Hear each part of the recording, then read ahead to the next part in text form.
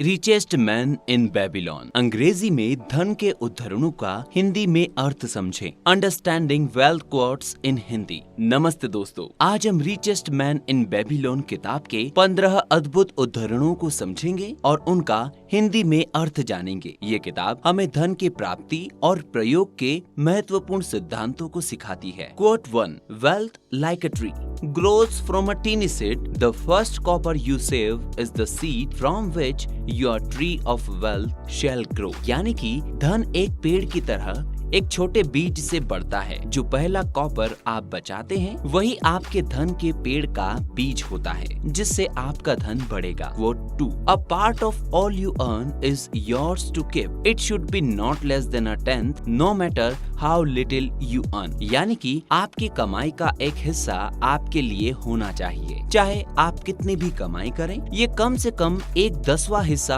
होना चाहिए। Quote 3, Opportunity is a haughty goddess who wastes no time with those who are unprepared. यानी कि मौका एक गर्वित देवी है जो तैयार न होने वालों के साथ समय बर्बाद नहीं करती। Quote 4, Gold comet gladly and an increasing quantity to any man who will put by less than 1/10 of his earning to create an estate of his future and that of his family. यानी कि वो व्यक्ति जो अपनी कमाई का कम से कम 1/10वां भाग धन में निवेश करता है उसे धन की वृद्धि होती है। Quote 5, Advice is one thing that is freely given away, but watch that you only take what is worth having. यानी कि सलाह तो बहुत मिलती है लेकिन हमें सिर्फ उसे अपनाना चाहिए जो वास्तव में मूल्यवान हो। Quote 6, Better a little caution than a great regret.